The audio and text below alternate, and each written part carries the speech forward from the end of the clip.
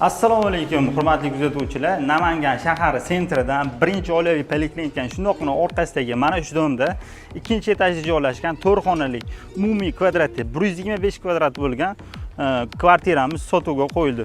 Domimizning tashqi ko'rinishi ham mana shunaqa chiroyli ko'rinishga ega va ushbu kvartiramiz yana bitta qo'shimcha mana bunaqa garajlar ham bor. Xonadonimiz aytib o'tgandek ikkinchi etajda joylashgan kvartiramizga ham kirib oldik.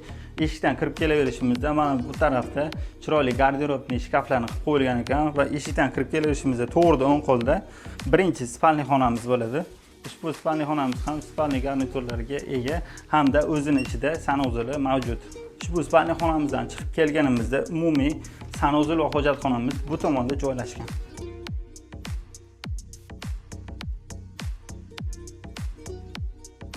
Bu kvartiramizda umumiy ikkita sanuzel mavjud. Hozir ko'rayotganimizdek umumiy sanuzel va bitta spalniyamiz ichida sanuzel mavjud.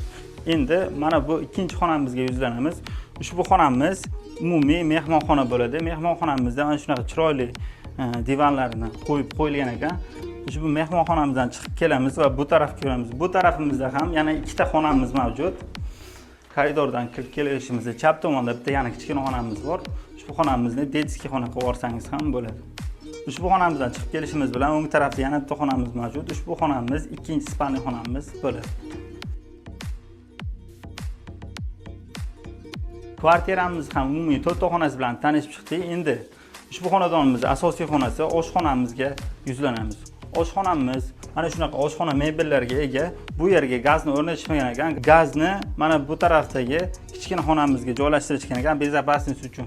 Mana bu tarafda kvartiramiz balkoni bor ekan. Balkoni ham mana shunaqa keng holatda mana bu yerda ovqatlanib o'tirish uchun joylarni qilib qo'yilgan ekan. Hozir aytib o'tgan joyim, ya'ni gaz xonamiz. Bu kvartiramizda deyarli barcha jihozlar qoladi. Mehmonxonamizda turgan televizor va oshxonamizda turgan xolodilnik kirmoshinalarni olib chiqib ketishadi. Va bu tarafda ko'rgan ikkinchi spalniyamizdagi spalniy garniturlarni ham olib chiqib ketishadi.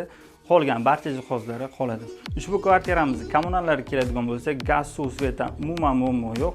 Hujjatlari 100% joyida.